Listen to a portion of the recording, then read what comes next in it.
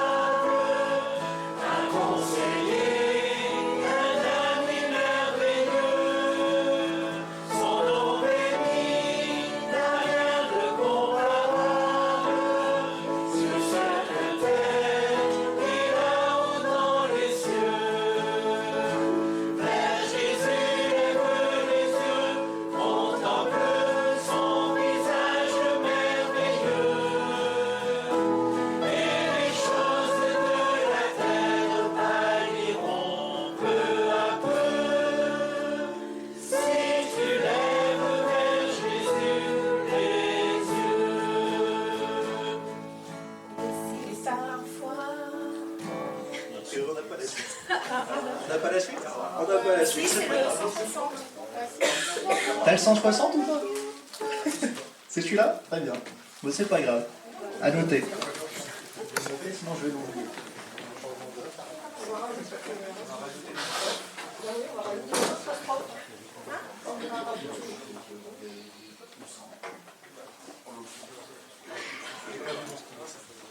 J'ai perdu mon stylo, donc je compte sur quelqu'un pour prendre des notes.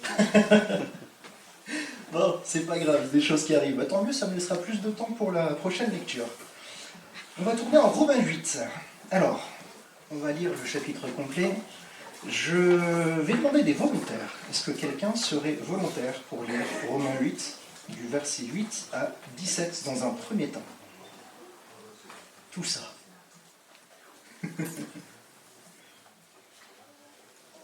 Non? Bon, bah c'est pas grave. Tant pis pour vous, vous allez devoir me supporter. Ah, tu voulais lire Célia? Oui, mais je ne suis pas sûre. Parfait. Je peux arriver sur ce bon 21 si ça te fait plaisir. Ah bah, si tu veux, avec grand plaisir.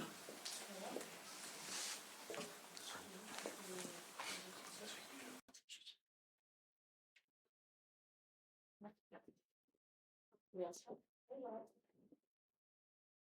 Il n'y a donc maintenant aucune condamnation pour ceux qui sont en Jésus-Christ.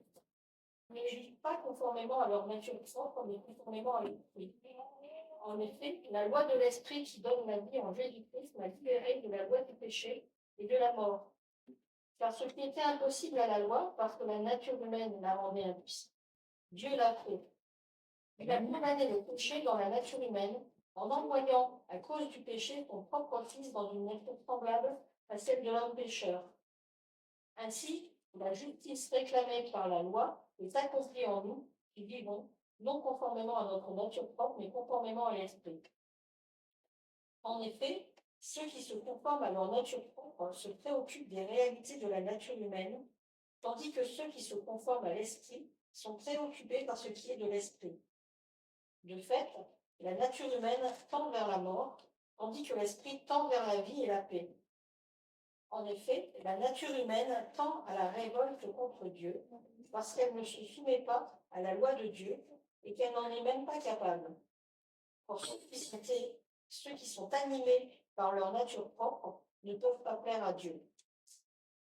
Quant à vous, vous n'êtes pas animés par votre nature propre, mais par l'esprit, si du moins l'esprit de Dieu habite en vous. Si quelqu'un n'a pas l'esprit de Christ, il ne lui appartient pas. Et si Christ est en vie, votre corps, il est vrai, est mort à cause du péché, mais votre esprit est vie à cause de la justice. Et si l'esprit de celui qui a ressuscité Jésus habite en vous, celui qui a ressuscité Christ rendra aussi la vie à votre corps mortel par son esprit qui habite en vous. Ainsi donc, frères et sœurs, nous avons une dette, mais pas envers notre nature propre, pour nous conformer à ses exigences. Si vous vivez en vous conformant à votre nature propre, vous allez mourir. Mais si par l'esprit vous faites mourir les manières d'agir du corps, vous vivrez. En effet, tous ceux qui sont conduits par l'Esprit de Dieu sont fils de Dieu. Et vous n'avez pas reçu un esprit d'esclavage pour être encore dans la crainte, mais vous avez reçu un esprit d'adoption par lequel nous crions « Abba, Père ». L'Esprit lui-même rend témoignage à notre esprit que nous sommes enfants de Dieu. Or, si nous sommes enfants, nous sommes aussi héritiers, héritiers de Dieu et co-héritiers de Christ, si toutefois nous souffrons avec lui, afin de prendre aussi part à sa gloire. J'estime que les souffrances du moment... Merci. Pardon. Chapitre, Merci beaucoup. Comme nous l'avons lu, je vais juste reprendre le verset 16. L'Esprit lui-même rend témoignage à notre esprit que nous sommes enfants de Dieu. Rendons l'honneur à Jésus-Christ. Déclarons-le, chantons-le. À toi l'honneur.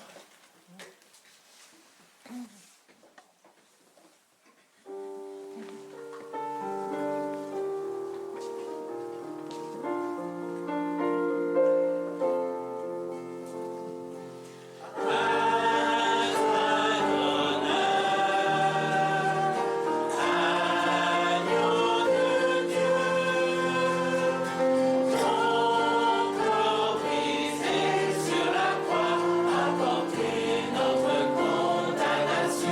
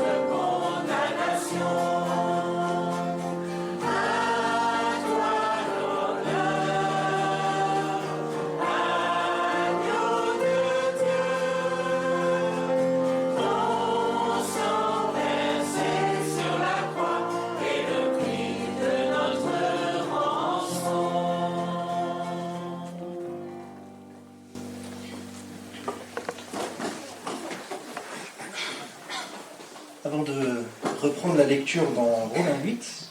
On va faire une petite pause pour vous apprendre un nouveau chant. Ne tremble pas, tout va bien. Est-ce que tu peux afficher le chant de notre Père? Super. Est-ce que tu peux prendre le passage où ça dit « Nous chancelons ». Je ne sais pas comment c'est. Ok, super. T'as mis des accords dessus au calme. Bref. La raison pour laquelle je vous le montre, ce passage-là, c'est juste pour être certain que vous ne vous fourvoyez pas. C'est-à-dire que vous ne vous trompiez pas sur une chose. Quand on dit « nous chancellerons face à nos tentations », nous sommes d'accord, ce n'est pas par nos forces. Si quelqu'un mérite quelque chose, notamment la vie, ou ne serait-ce le pardon de ses péchés, lève la main, je prierai pour lui. Tout a été accompli, nous l'avons chanté, nous l'avons déclaré juste avant. Tout a été accompli à la croix par Jésus-Christ. Pour une seule raison, c'est parce qu'il était Dieu et homme, qu'il pouvait le faire. Victime expiatoire, innocente. Beaucoup de personnes pourraient vous en parler bien mieux que moi, je le déplore malheureusement. Donc je vais vous apprendre ce chant, vous l'apprendre avec vous, si ça ne vous dérange pas, bien entendu. Super. Promis, je nettoierai la chaise.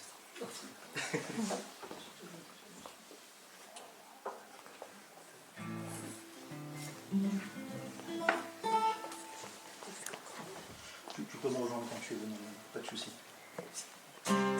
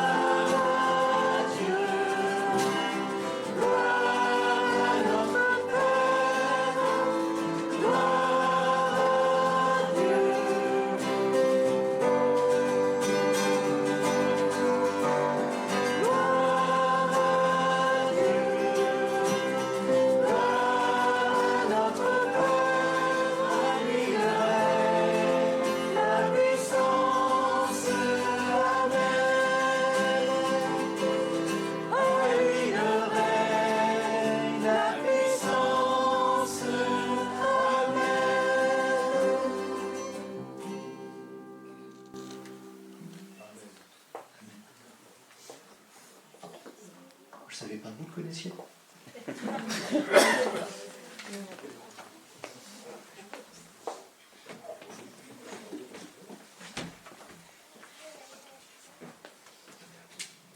Bien. J'ai chaud. Reprenons notre lecture en Romains 8, donc du verset 18 jusqu'à la fin. Y a-t-il quelqu'un qui souhaite le lire?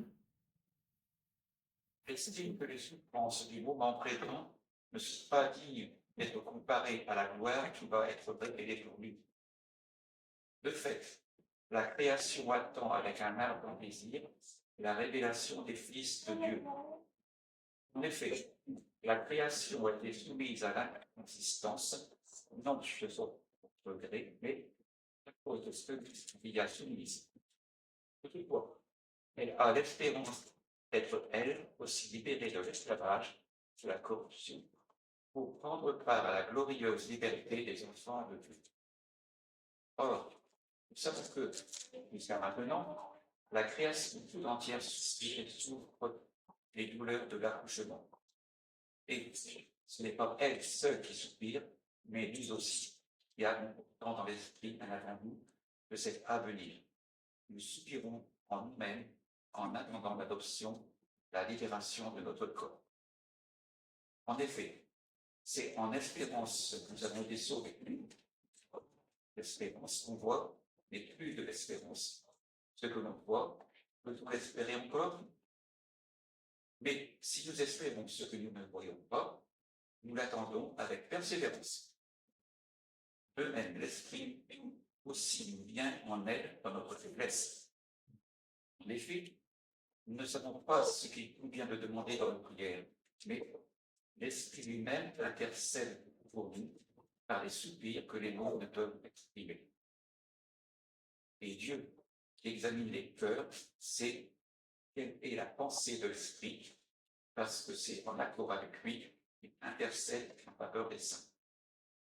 Du reste, nous savons que tout contribue au bien de ceux qui aiment Dieu, de ceux qui sont appelés conformément à son plan.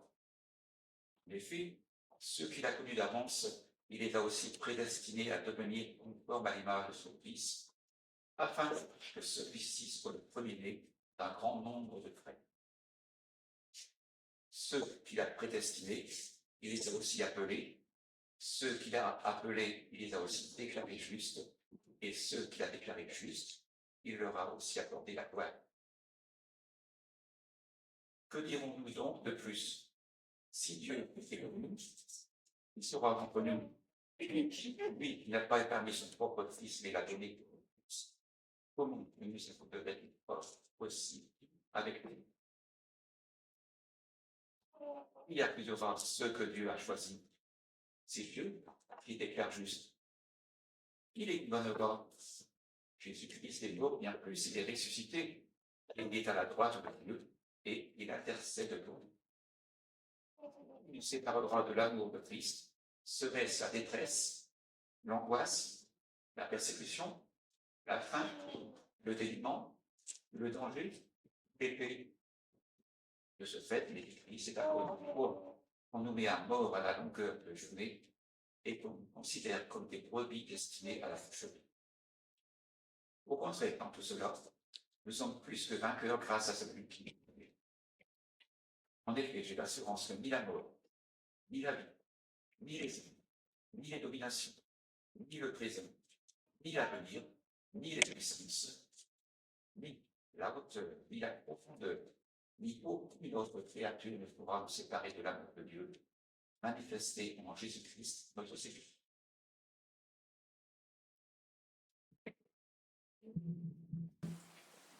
Je vous renvoie aux explications sur la hauteur, la profondeur et autres que vous avez été fait par notre frère. Une dernière déclaration avant de faire la scène au peuple fidèle. Oui, je sais, c'est un chant de Noël, mais on va le chanter quand même.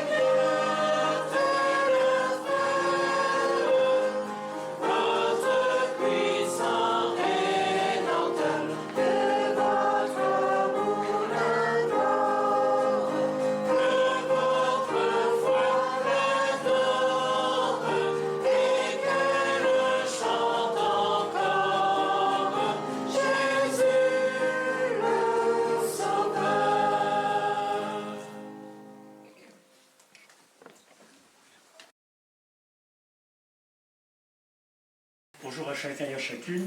Merci Rémi pour cette première partie de culte bien dynamique. Et puis merci aussi pour le Romain 8. C'est Romain 8, c'est l'épître aux Romains, certains ont dit que c'était une cathédrale. Romain 8 en est la nef. Le plus beau, le plus formidable. Alors j'ai la charge de partager avec vous ce temps pour la scène, présenter la scène. Donc nous lirons un texte que nous connaissons. Ce sera dans 1 Corinthiens chapitre 11, versets 23 à 26. Je pense que ça s'affiche. Enfin bon, un petit peu de vocabulaire en attendant. La scène vient du mot Sénat. Pour ceux qui ne savaient pas, vous venez d'apprendre. Qui veut dire repas du soir, c'est du latin. Repas du soir. Souper, c'est le souper auquel Jésus participa dans son dernier repas qu'il a pris avec ses apôtres, le soir du jeudi saint, avant la Pâque juive, peu de temps avant son arrestation, la veille de sa crucifixion. Et c'est à ce moment-là qu'il a instauré le repas. Alors on va lire, voilà, 1 Corinthiens chapitre 11, versets 23-26. Alors je vais lire, je ne vais pas demander à quelqu'un de le lire. Voilà. Je trouve mon texte, voilà. Alors, ce que dit l'apôtre Paul, car voici la tradition que j'ai reçue du Seigneur et que je vous ai transmise. Le Seigneur Jésus, dans la nuit où il fut livré pour être mis à mort, prit du pain. Et, après avoir prononcé la prière de reconnaissance, il le rompit en disant, « Ceci est mon corps. Il est pour vous. Faites ceci en souvenir de moi. » De même, après le repas, il prit la coupe et dit, « Cette coupe est la nouvelle alliance, scellée de mon sang. Faites ceci toutes les fois que vous en boirez en souvenir de moi. » Donc, chaque fois que vous mangez de ce pain et que vous buvez de cette coupe, vous annoncez la mort du Seigneur jusqu'à son retour. Pardon, voilà.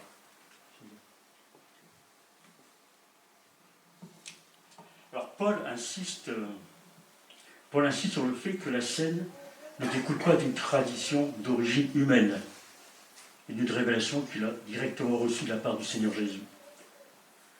Alors, d'après certains chercheurs, la première épître aux Corinthiens avait été écrite avant les 4 évangiles, ce qui explique peut-être pourquoi Paul se réfère à une révélation personnelle reçue du Seigneur. Dans l'épître aux Galates aussi, il nous dit il explique que l'évangile qu'il a reçu, il l'a reçu par révélation aussi. Il donnera par ailleurs aux chrétiens de Corinthe un résumé de cet évangile et de son contenu. On voit ça dans 1 Corinthiens chapitre 15, verset 1, si on peut l'afficher, ce serait bien. Voilà.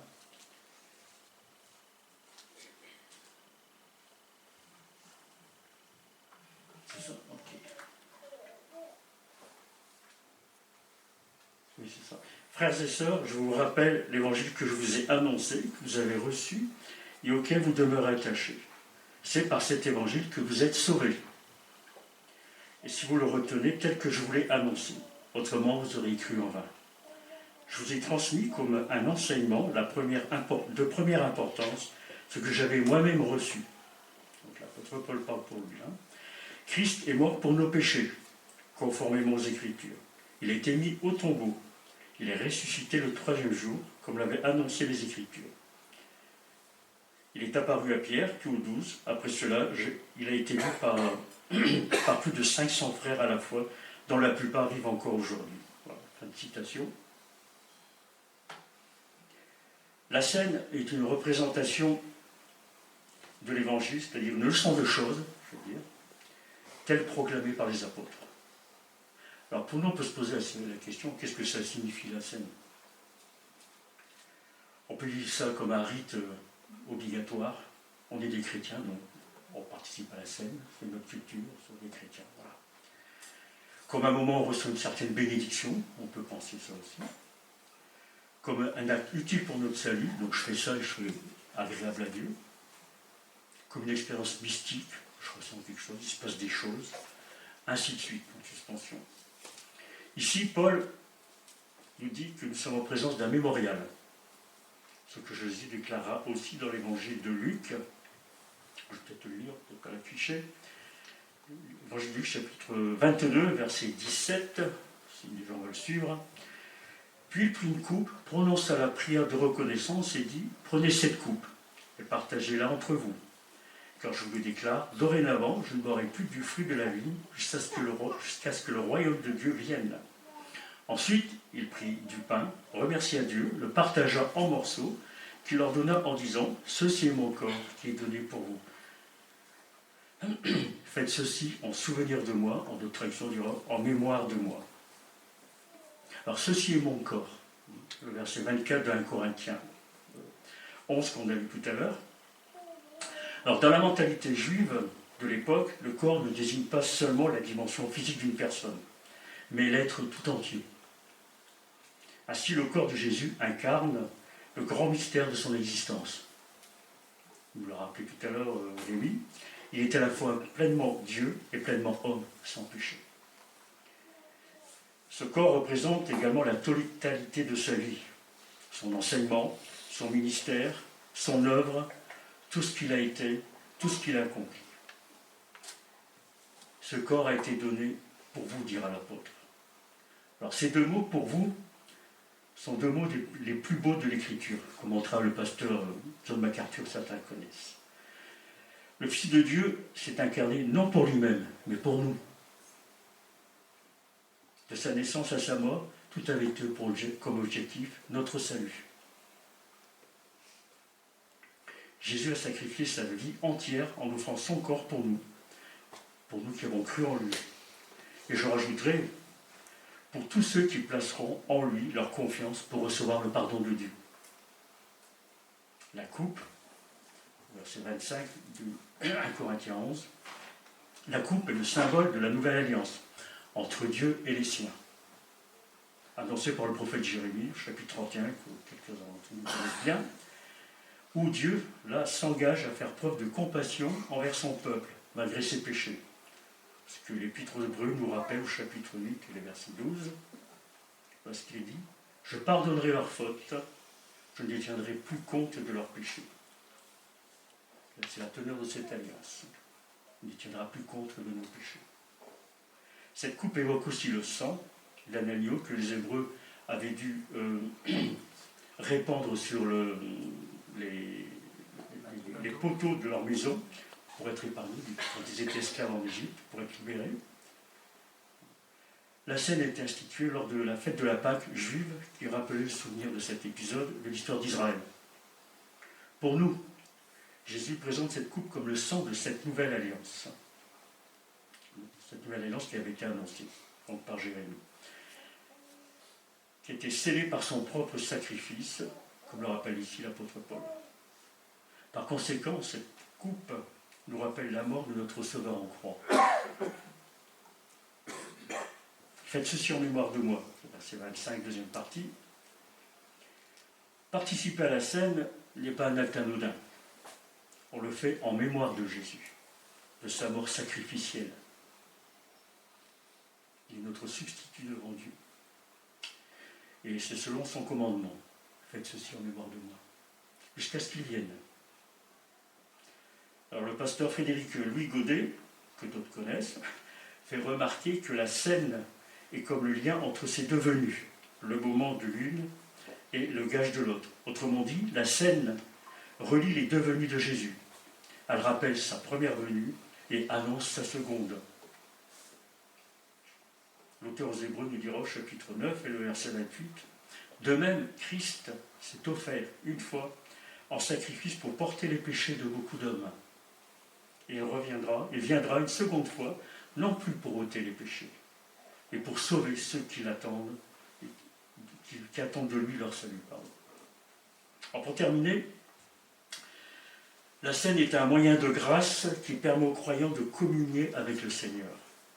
En mangeant le pain et en buvant la coupe, ils témoignent de leur union avec Jésus.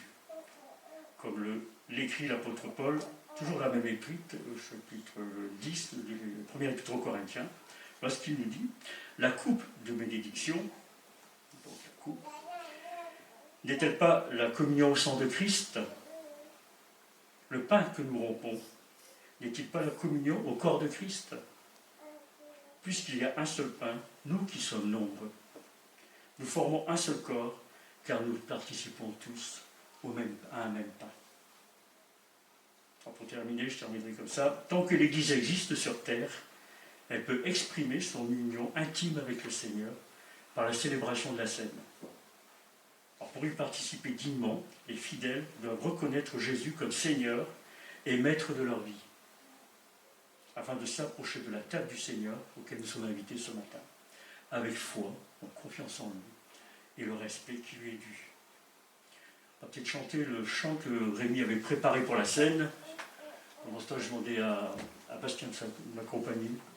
Voilà. Pendant ce temps, on va préparer le chant. On va chanter, pardon. Tu es venu jusqu'à nous.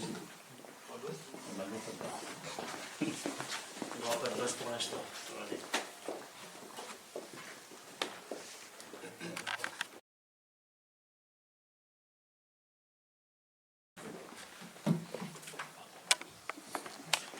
Dimanche particulier, ce matin, un café-culte, hein, et puis on fait des choses un peu différentes lors des cafés-cultes, et ce matin, c'est pas vraiment une prédication que je voudrais vous apporter, mais c'est plutôt une communication de la part des responsables de l'Église. Alors pour introduire cela, je voudrais vous lire un texte étonnant que j'ai lu cette semaine. Il est dans le Deutéronome. Alors on n'y va pas souvent, c'est le 5e livre de la Bible. Hein.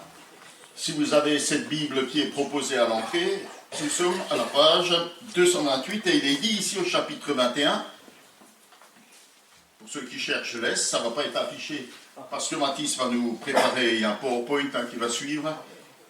Donc écoutez bien, ce qui est dit ici, c'est assez étonnant. Hein.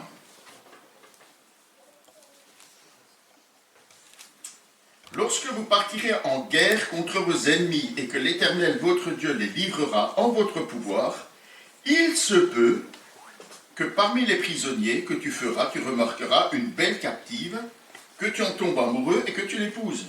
Alors tu l'emmèneras chez toi, dans ta maison. Là, elle se rasera la tête, se coupera les ongles, elle enlèvera les vêtements qu'elle portait comme prisonnière, et elle demeurera dans ta maison. Pendant 1 mois, elle pleurera son père et sa mère. Après cela seulement, tu t'uniras à elle, tu seras son mari, et elle sera ta femme. Si plus tard, elle cesse de te plaire, tu la laisseras partir, où elle voudra, tu ne pourras ni la vendre, ni en faire ton esclave, après qu'elle aura été ta femme. Étonnant comme texte, n'est-ce pas? Alors, c'est un texte qui part d'un triste constat, c'est qu'à la guerre, on peut faire des prisonnières, hein, et que les femmes sont souvent des victimes encore plus que les hommes en temps de guerre.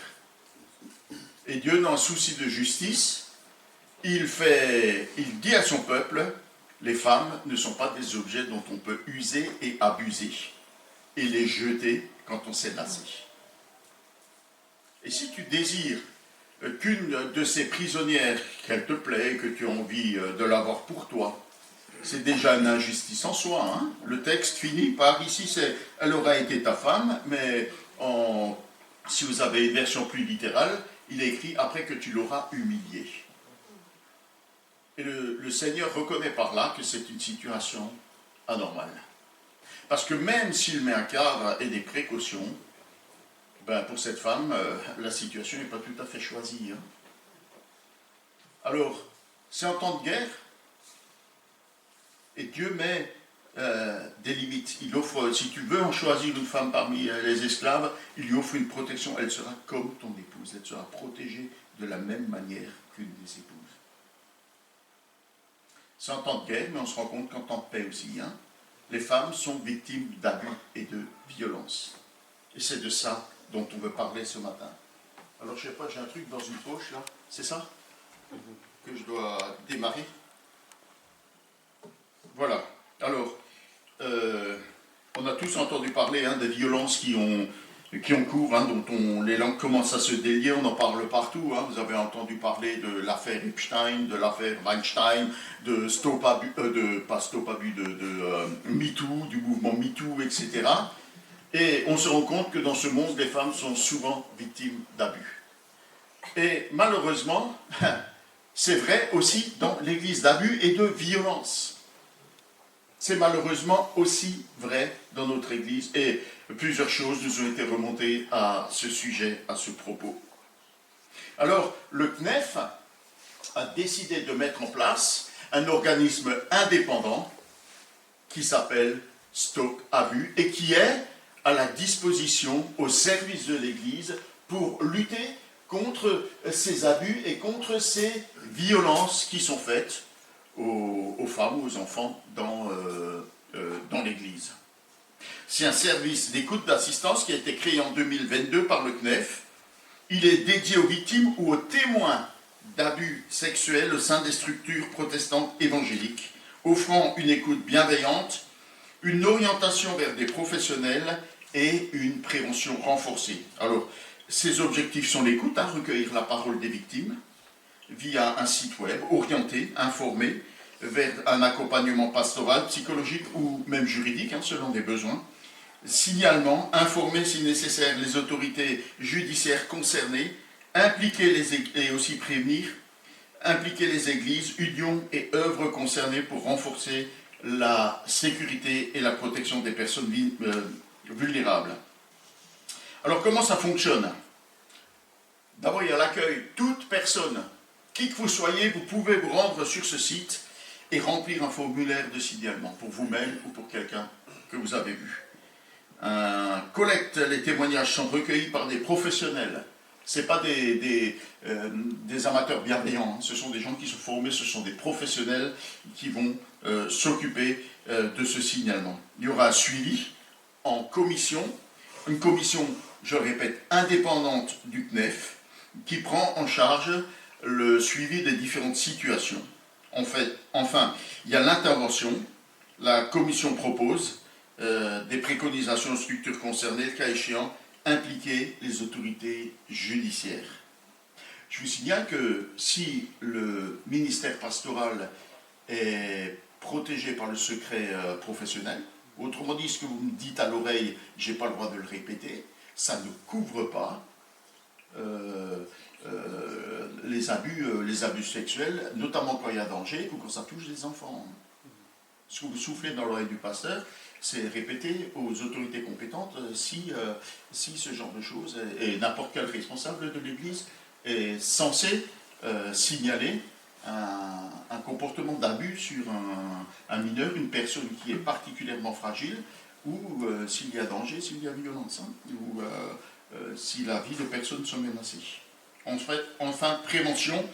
Des supports de prévention, affiches, livrets, bonnes pratiques, chartes d'engagement sont disponibles pour être diffusés dans les églises locales, et c'est ce que nous voulons faire. Nous allons afficher la charte de Stop Abus. On ne voulait pas le faire, vous arrivez un dimanche, dire « Ah tiens, une nouvelle affiche, c'est quoi ?»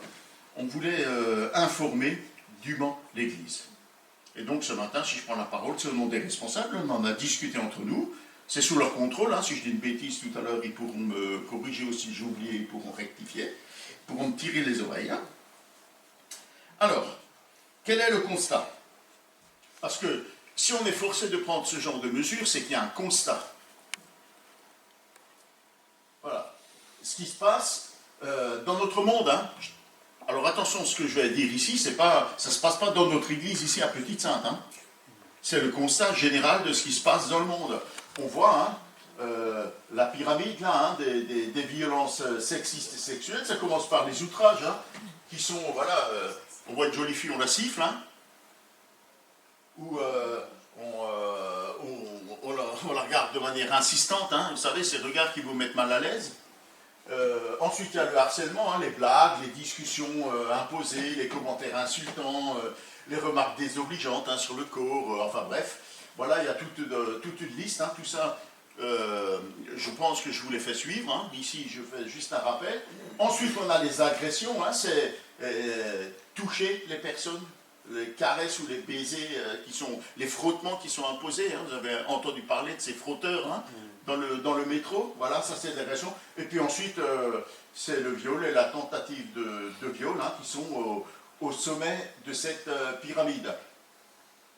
Voilà comment identifier et nommer les violences.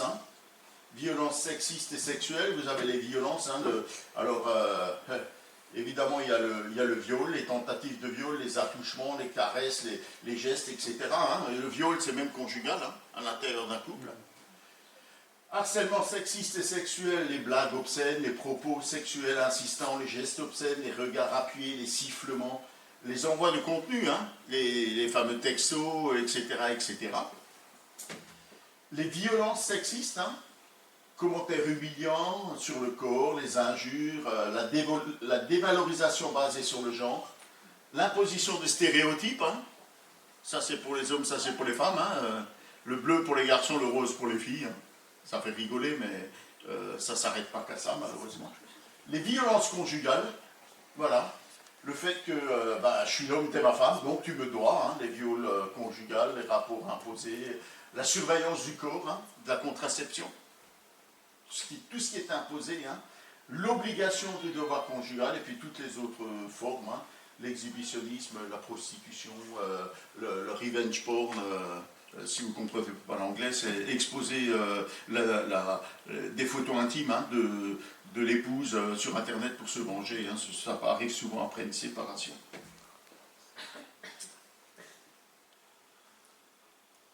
Un sondage qui fait froid dans le dos. Hein. Ils ont recueilli la parole de jeunes femmes entre 18 et 30 ans dans les milieux évangéliques. Alors c'était basé sur le volontariat, c'est pas forcément entièrement représentatif, hein, puisque voilà, on n'a pas a répondu qui a voulu. Alors probablement ce sont ceux qui sont concernés par ces difficultés qui ont répondu en majorité, mais vous voyez que quand même, outrage sexiste, hein, alors c'est pas dans l'Église, hein. Ce qui s'est passé là, c'est pas dans l'Église, c'est ce que ces personnes ont subi dans leur vie, en Église ou hors Église, d'accord? Ce n'est pas un constat dans l'Église.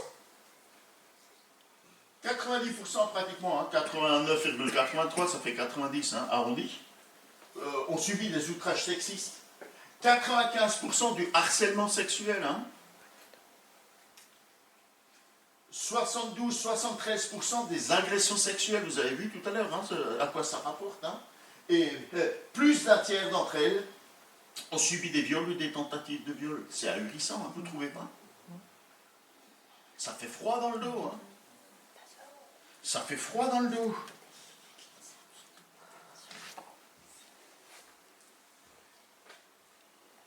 Alors, les spécialistes disent que notre société vit dans ce qu'on appelle une culture du viol. Hein.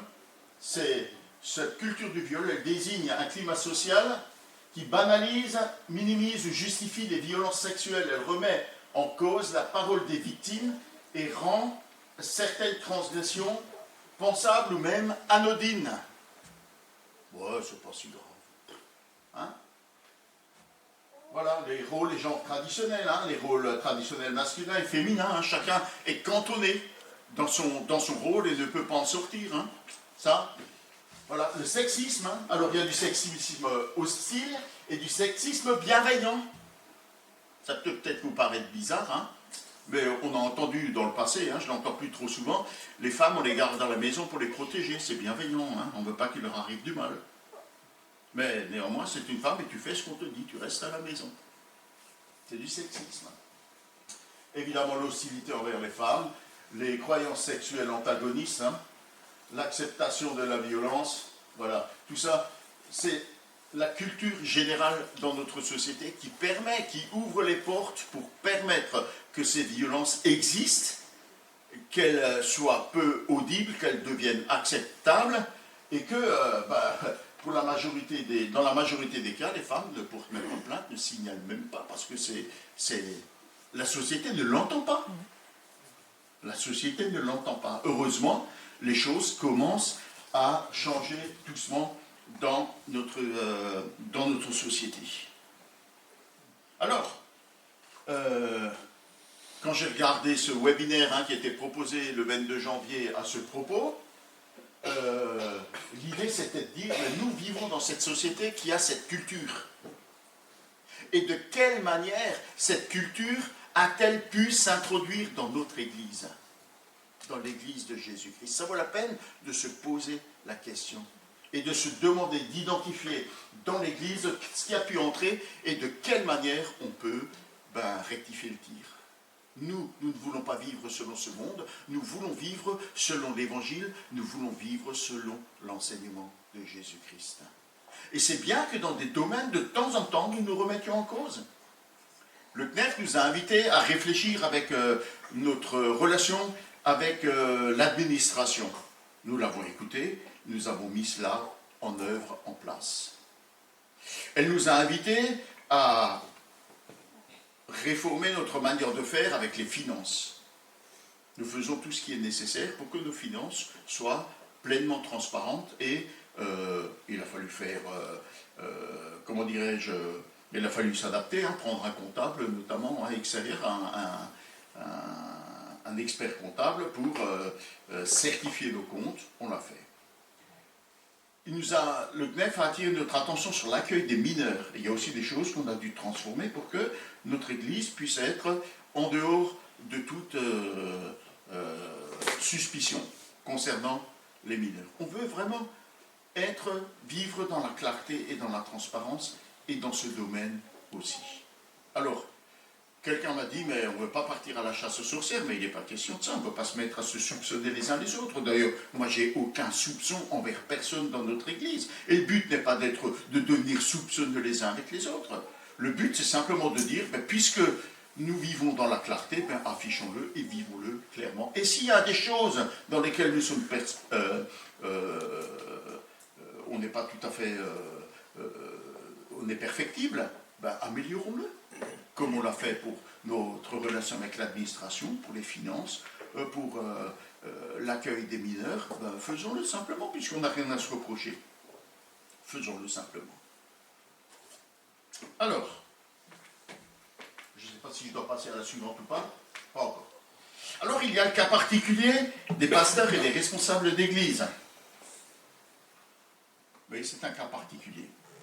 Nous avons entendu parler de cas médiatisés de ministres du culte qui sont impliqués dans des cas de violence sexuelle ou sexiste.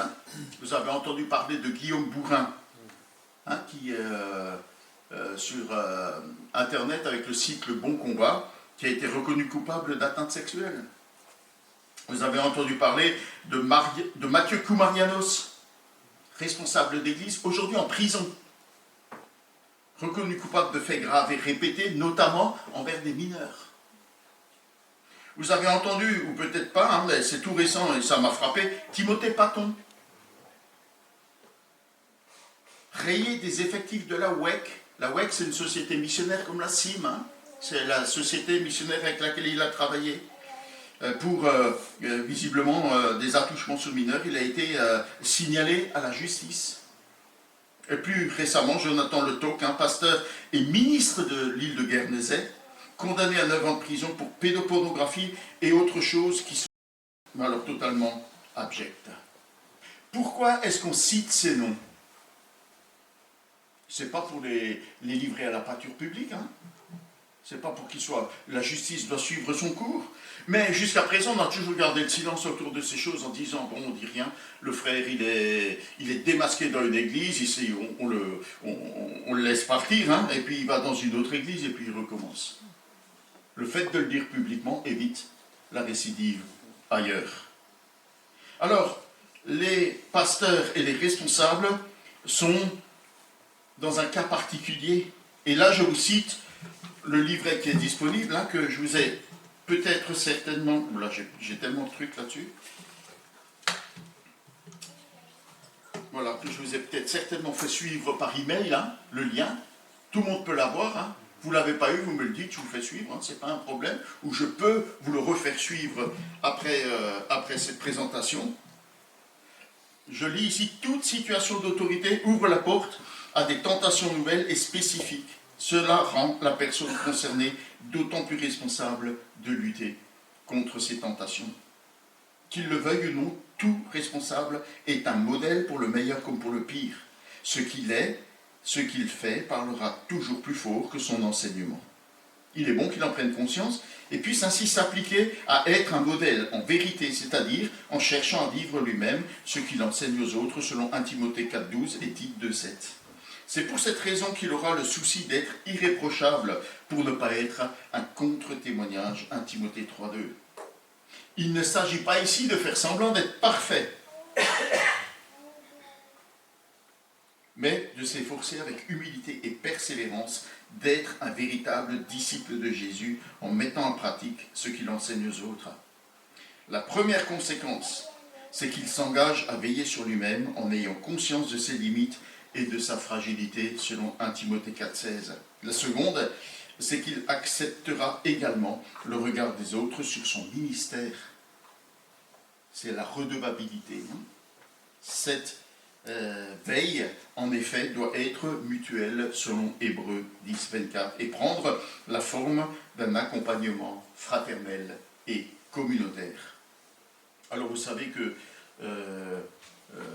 ici on a pris des dispositions, vous savez, dès mon arrivée, je vous l'ai dit, voilà, pour pas qu'il y ait des situations qui soient ambiguës ou qui puissent prêter à interprétation ou qui puissent ouvrir sur des dérapages, j'ai pris l'engagement, en arrivant dans l'église, et je m'y suis tenu, de ne pas recevoir une femme seule. Je ne visite pas une femme seule chez elle. J'évite de recevoir une femme seule, et quand c'est le cas, je reçois au bureau avec, si possible, le plus grand nombre de choses ouvertes. Je demande même parfois à une sœur ou à un frère de traîner par là, si c'est possible. C'est vrai pour chacun des responsables.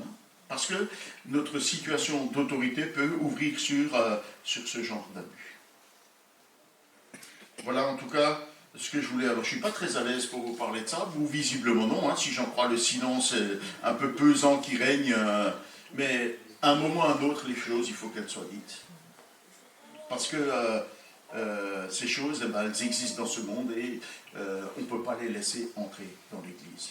Alors on ne peut pas vivre au gré du rythme de ce monde, puisqu'il y a eu, on vit sous un, vous l'avez vu, sous un régime de domination masculine. On ne va pas glisser maintenant, comme le monde veut le faire, ou certains courants de monde veulent le faire, de glisser vers la domination féminine.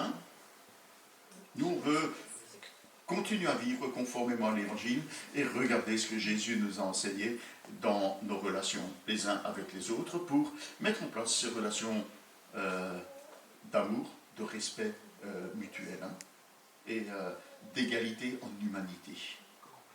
Il n'y en a pas un qui vaut plus que l'autre. Et on ne peut pas simplement transformer une partie de l'humanité en objet, que ce soit à cause de son sexe, de sa race, de sa langue, de son origine, de son je ne sais pas quoi, de sa classe sociale ou je ne sais pas quoi. C'est juste pas possible. Alors, nous allons afficher cette charte qui est... je vais vous la lire, il n'y a pas autre chose à faire, je vais vous la lire et vous verrez que voilà, on va l'afficher, on va trouver une place pour la mettre au vu et su de tous. C'est ça. Alors, charte d'engagement pour lutter contre les abus sexuels, conscient que l'annonce de l'Évangile s'accompagne de la protection des personnes dans l'Église et du service aux plus vulnérables, le CNEF et ses membres adhèrent à la présente charte d'engagement pour lutter contre les abus sexuels dans les églises et les œuvres. Premier article. Nous reconnaissons avec humilité que des abus sexuels ont eu lieu et peuvent malheureusement encore avoir lieu dans nos églises et nos œuvres composées d'hommes, de femmes et d'enfants. Nous regrettons profondément le mal qui a été fait aux victimes de ces abus et reconnaissons les blessures qu'ils occasionnent. Ces comportements sont un péché qui entache le témoignage de l'Église de Jésus-Christ. Deuxième article. Nous affirmons avec fermeté la responsabilité des auteurs de ces actes sur le plan pénal, mais aussi moral et spirituel. Troisième article. Les abus sexuels ainsi que tout abus de pouvoir n'ont pas leur place dans l'Église, car ils sont en contradiction avec l'Évangile du Christ qui prône la valeur de chaque personne, sa liberté et sa dignité. Article 4. Nous reconnaissons que s'agissant des personnes en situation d'autorité ou de responsabilité, les abus sexuels résultent également d'un abus de pouvoir, qui est un dévoiement grave de la fonction de responsable dans l'Église, telle que la Bible nous l'enseigne. Et je signale en passant que le CNEF est en train de travailler sur cette question d'abus de pouvoir, hein, et qu'il y aura aussi des propositions qui sont faites aux églises dans ce sens. Article 5. Par conséquent, nous nous engageons résolument à lutter contre les abus sexuels dans l'Église en décidant ensemble de mettre en œuvre des actions de prévention dans nos communautés et associations pour sensibiliser les personnes et les informer de leurs droits, veiller à ce que les victimes puissent être accompagnées sur le chemin de la restauration, signaler et traiter les situations en conformité avec les lois de notre pays, veiller en collaborant les uns avec les autres à ce que les ministres du culte et responsables de nos églises et œuvres soient choisis avec vigilance, comme on le fait pour ceux qui encadrent les enfants.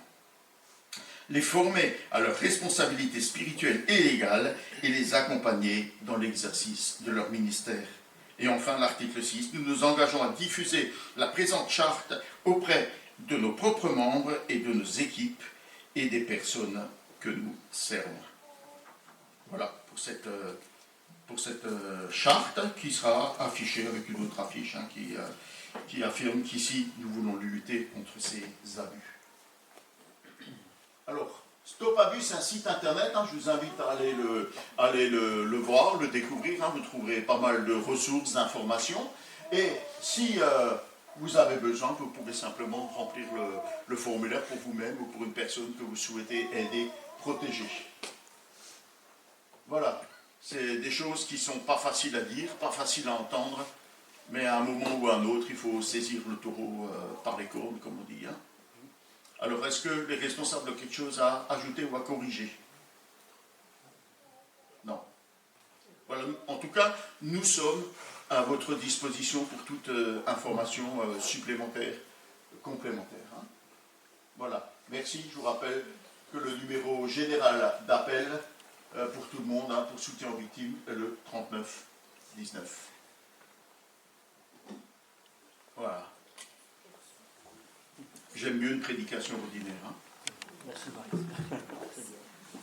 On va chanter ensemble « Te ressembler Jésus, c'est mon espoir suprême hein. ». Ça vous va?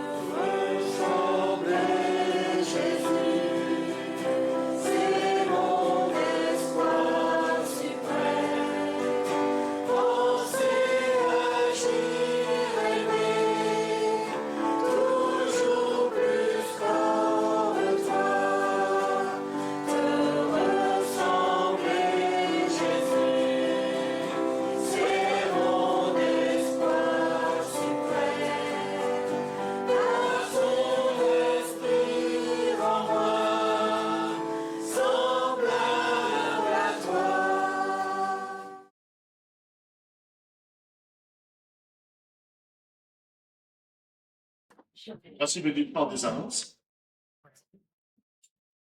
C'était anglais, hein, avec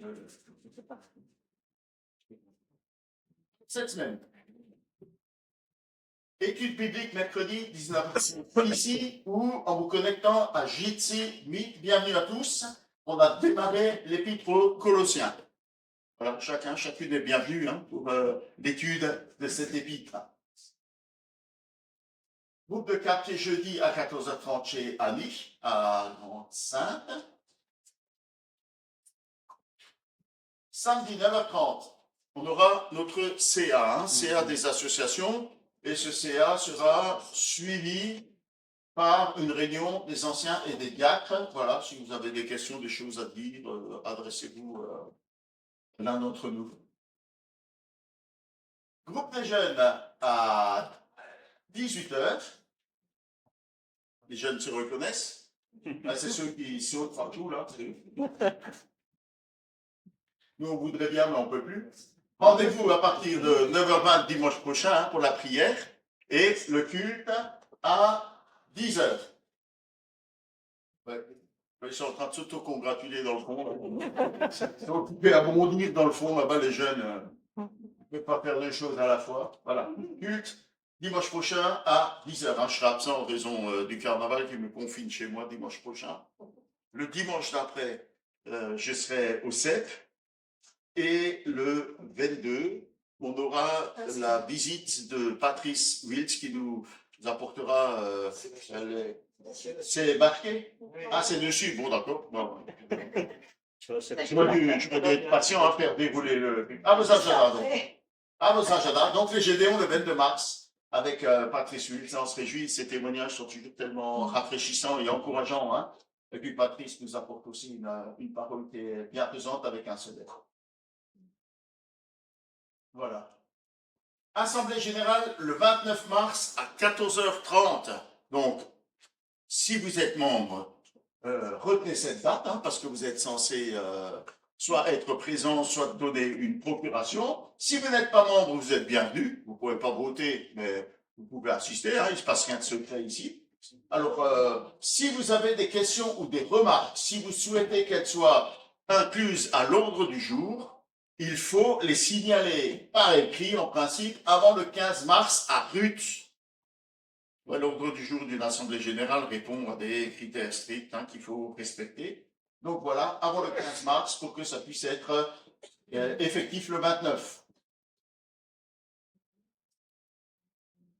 Alors, on a aussi une information importante. Hein. Vous avez entendu que deux cyclones ont frappé l'île de Madagascar au nord-ouest et ensuite au nord-est. Et donc, ici, on a pas mal d'informations. Hein. Voilà, la ville de Toamasina a été détruite à 75%, 90% des toitures en tôle arrachées, 18 000 habitations détruites, 31 personnes décédées, 374 blessés. Il y a au moins 2 églises détruites et puis un orphelinat hein, de l'église évangélique de Madagascar qui est aussi touché par des dégâts. Hein. Tu peux envoyer la suite? Ah oui, j'avais un... Je sais pas, il marche pour ce truc-là, mon... Normalement. Ouais, ça marche aussi. Bon, alors, voilà. Alors, on a été envoyé, hein, divers organismes ont envoyé des demandes de dons hein, pour aider à construire. Bon, vous voyez, hein, imaginez que votre maison soit dans cet état-là. Certainement, vous seriez reconnaissant que quelqu'un vous tende une main secourable. Alors, nous, on vous encourage à le faire par notre famille d'église. Hein. On a reçu un email dans ce sens. Normalement, en principe, je l'ai fait suivre. Donc, vous avez plusieurs possibilités de dons. Hein. Vous pouvez vous rendre directement sur le site hein, via Helloasso, hein, faire un don et vous aurez une réduction fiscale. Soit on a mis une boîte dans le fond. Hein. Le CA va se réunir samedi et on verra comment l'Église peut répondre à ce besoin, à cet appel. Et si vous souhaitez participer à ça, ben, vous pouvez simplement mettre dans la boîte. Sinon, ben, connectez-vous via le lien que vous avez reçu par email hein, pour donner directement. En tout cas, je vous encourage à ne pas fermer vos cœurs hein, à ce besoin.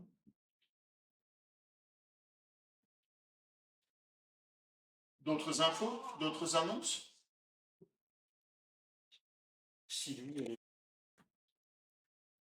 Ah, mais j'investis dans des rollers pour arriver plus vite. On va finir avec un chant. Tu peux le voir. Quel repos céleste.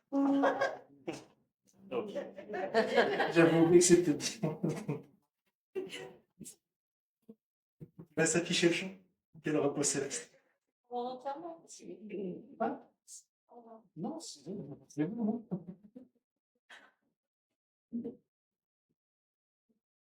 C'est sur les égouts. C'est un laboratoire. Oui, mais non.